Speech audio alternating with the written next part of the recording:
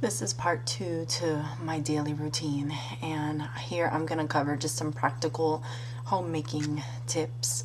Um, there are many ways to be organized. All of us are different, and our personalities are going to approach how we function differently, which is fine. There's not only one right way to be organized. Some people are very organized. They have spreadsheets and they label things and everything's in alphabetical order. And then some people are a little looser, and I think I fall into that category. I just write lists in ink. I mean, all you see is my chicken scratch. My calendar is covered with my writing and circles and crosses and scratching things off. That's how I function. And then there's people that just take it as it comes and that works for them. So there's no only one right way, and that's fine. So I'm not here to say that my way is what you need to do, but the tips I have to offer are the things that I do, and some things that I've heard along the way from other people, just in general discussion about homemaking and just conversations I've had with friends and older women. So I'll start with my system, I guess. The way that I do things is by lists, and I have many lists on the side of my fridge where no one can see them. They're like on the other side. I have a little filing thing there, just a little wooden thing with 3 slots, so it's not like a filing cabinet, but in that I'll keep coupons and my postage stamps, pens, nail clippers, just stuff that I like to be able to have access to when I'm out and about in the house with the kids instead of going to find stuff, scissors, scotch tape, just random little things there that I've noticed I need pretty frequently, or frequently enough to want handy. And then on top of that is the side of the fridge, and I've got lists, and I have a list of vegan friendly restaurants, so that on those days where I just don't feel motivated to do anything, my husband gets home and I'm like, please, let's go out to dinner because I am just done. We'll go to one of those, and we know that they'll have something available to us that will suit our diet. I also have a list of things to do around town that are free for the kids. So on those days where I'm just itching to get out of the house, I can check out that list and say, hey, let's go here or there. I have a list of restaurants that the kids eat free at and what nights of the week that falls on. And I've got a list of my always have grocery list. So things like olives and avocados and oats and stuff like that, maple syrup that you don't necessarily notice. I need this for this recipe this week, but you do use it, you need it in the house. So like an always have list, I have that. And I have a list of all my recipes so that when I menu plan, I can just grab that and pick what we're making that week, and it makes it that much easier to make my grocery list. And I have a list of my chores. That is the list. That's the one that I probably refer to the most often every day. And on that, and I divide my chores the way I do, but you can divide them however suits you best and your family and your home best. But I usually just take on one task per day to not overwhelm myself and to just have be more realistic that I'm actually going to get to accomplish it. Things happen, random, unexpected things pop up in life. Sometimes our kids need us more than the usual for some reason, and we don't want to overwhelm ourselves with to-dos for that day and then be discouraged when we don't get anything done at the end. So one goal per day is my usual, and I'll either do laundry or fold laundry, iron, clean, and when I say clean, I mean dusting bathrooms and kitchen, and then another day for floors. So I have 1, 2, 3, 4, 5 days with those 5 chores, and then other stuff falls in between. That's why I only give myself one of those tasks per day, because in between all of that, I do have to budget. That doesn't fall every day, but like once every couple weeks. Menu plan, that's a weekly thing. Do groceries. Whenever bread runs out, make bread. Tend to my garden. Make time for fellowship with the body. Have people over for dinner or go over people's house. Hang out with friends in the morning and let the kids play. Budget, I said that already. And discipleship, I meet with a young girl and I have to make time for her as well. So I don't fill my days with chores because there's other things that aren't necessarily chores that also have to get done. Plus, leaving time for your husband, date nights, leaving times to take care of things that your husband may need you to do for him, running errands or making phone calls or anything like that, as well as making time for your children. You want to be able to have chunks throughout your day to interact with your kids, which that's one of the things that I've heard someone say, which is really neat on days that seem really busy or that you may have a lot to take care of. You know, we talk about among the mothers, I feel so guilty when I'm really busy and I can't sit and be with the kids. Someone said, take 10 minutes per hour to just devote to them. And I thought that was so smart. If you just take 10 solid minutes to sit at their level and interact with them, talk to them, play with them, read to them, whatever you choose to do for 10 minutes, that's 10 minutes per hour of that day. You're going to spend over an hour of interactive, undivided attention with your child. And that's very valuable and it goes far. And at the end of the day, you'll probably feel relieved that you did get to interact and spend time with your child, plus get a lot accomplished. So that's a great thing to remember on those really out of the ordinarily busy days. Another really good tip that I've heard along the way is to ask your husband what's most important to get done. So if you feel overwhelmed and backed up, what do you need me to make sure to accomplish today? And that'll give you number one item. You know, instead of not knowing where to start, well, now you know where to start. You got to take care of what he would like you to make sure you accomplish that day. So that's another good tip that I've heard along the way. Also, I have my chicken scratch lists here. I wanted to talk about planning ahead. Obviously, having lists is how I plan ahead. I no longer have to sit around thinking, what am I going to do today? I usually know what I'm going to do tomorrow. Like tomorrow, I know that I'm ironing. Today, my husband's off. I am really taking it easy. I did laundry yesterday. I have a pile of clean laundry in the room, which normally, if he wasn't here, I would fold today. But I have chosen not to do that today just because I want to be free and available to my family. And it's okay to say, I'm not doing anything today. There's nothing wrong with that. There's no sin in that. I'm pretty sure that your husband would greatly appreciate it for you to just take the day off when he's off. Obviously, that's not always possible, but when it is, do it, you know. So tomorrow I may have two chores to do, fold laundry and iron, or that may sit there for 2 days. It doesn't really matter to me, you know. I mean, it does matter, but we have enough clean clothes to where we don't desperately need that, so it's okay. And I'll get to it. I know I will. So planning ahead, the way I do that are with my lists. So I always have a schedule for my week. It's different than it used to be. I used to say I iron Tuesdays, do groceries Monday, do this, but I can't do that anymore because there's a lot more on my plate now than there used to be. My kids are older, so there are some things that I can do while they're awake, and I try to do that because on those days then I've got free time during naps. So that's another tip. Do things while your kids are awake if you're able to. Of course, spend time with them, talk to them, interact with them, teach them, play with them. But, you know, you also got to give them time to entertain themselves and to learn how to play alone. And while you're doing that, do something while they're awake. Some of the things I do when my kids are awake are laundry, and I do clean while they're awake. I don't do the floors and I don't iron because it's too stressful, as well as folding laundry. I probably could fold laundry while they're awake, but I don't. I like to sit and listen to a sermon or watch a movie or one of my shows or something when I do that. Excuse me.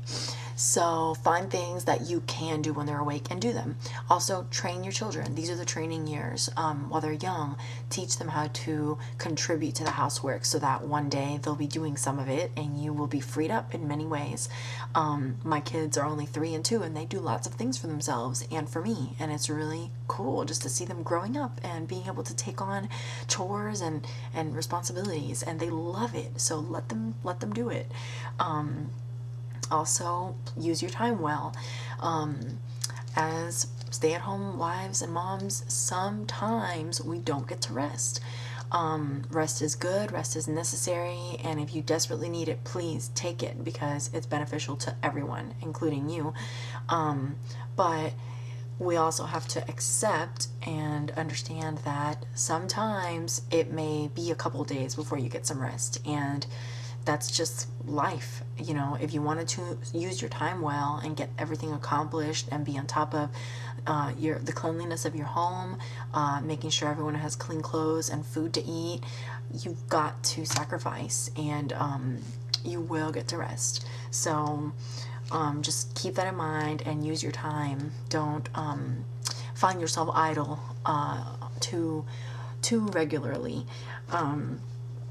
Also, that it's okay to tell your children no. If you're cleaning or doing something for the home and your children want you, it's okay to say, not right now, I'm working. They need to see an example of a godly homemaking wife who is working hard for her home and seeing to the ways of her household. Little girls, so that they can model that one day. Little boys, so that they can seek that one day in a wife. Also, I've read this somewhere, I thought this was cute, to not do things that are not necessary, like ironing pillowcases and ironing shower curtains and sheets. I mean, those things, of course, I'm not saying don't do that, but if you're overwhelmed and swamped with chores, don't do that. You know, find out what is important and isn't important to your husband. I have a funny example. In the beginning of our marriage, I used to fold all of my husband's underwear and socks, and one day we were folding laundry together way in the beginning, and he just crammed it in the drawer, and I was like, babe, what are you doing? You know, he goes, I don't want you to fold that, who cares, it's just underwear. I was like, okay. So I don't fold underwear or socks anymore, I just throw them in the drawer, and that's fine with him. With me, nobody sees it, it's okay. It saves me 20 minutes of folding laundry time. So find out what's okay and cut corners where you can. There's no reason why you have to do everything perfect. No, there's not an inspector coming to your house, you know. Also, I think choosing easy meals to prepare, as well as planning ahead. So if you have the combination of planning ahead and choosing easy meals, you are gaining a significant amount of time. You're not going to be in the kitchen for 2 hours. You may be in the kitchen for 30 to 40 minutes, and you can walk away and let the meal cook itself. I really love cooking, but right now it's not a hobby that I get to really practice very often. It's temporarily on the back burner until my children are older and I can stand in the kitchen for 3 hours uninterrupted and just have a ball in there with fun ingredients. Right now it's all about nutrition, fast, and easy. So that's another thing that I would recommend or suggest. And I think that's the main stuff I wanted to cover. Oh, something as far as tidying, I am a tidier, so even on days where I don't necessarily clean my house, I do make many rounds or throughout the day, just walking around picking up random things that have been left behind. I do teach the kids to tidy up their playroom, but they're a little young for me to say, take a walk around the house and pick up all your toys. You know, sometimes I'll say, come on boys, left, right, left, and we'll march the whole house and just pick up toys as we march, and then we dump them in the playroom, and they love that. But you know, sometimes it's faster for me to just run around and pick things up and throw it in the playroom. So I'm sort of still training in that area, but I think tidying, maintenance is really time saving, because if you just do a little bit every day, you're never going to be swamped with a bunch of stuff to pick up. One of the longest processes before you can actually start to clean your house is picking up the house. There's so much stuff all over the place. Once you pick everything up, it's been an hour, and now you're going to start cleaning. So if you have everything picked up already, you can just start cleaning when it's time to clean. So that does take daily effort and maintenance. So that's something that I just do habitually. That may be something that works for you. Just make, you know, time throughout the day to walk around. I usually use my kids' room time to do that. When I put them in their rooms to read before naps, and when I put them in their rooms to read before bedtime, that's when I do my rounds.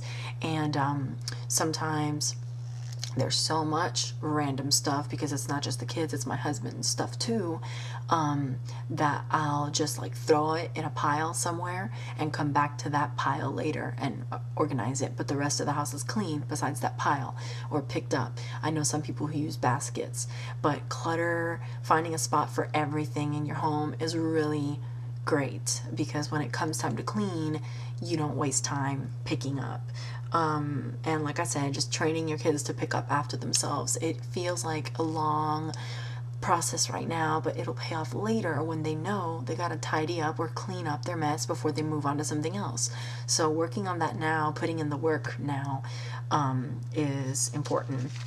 And I do want to say that I know as mothers, there's a lot that we want to do for our children, make time for them, cherish these quickly flying by years, take time to interact with them and cuddle with them and kiss them and just enjoy them and cherish them while they're this little, and even as they're growing, just their whole childhood. We want to cherish them, we want to make time for them.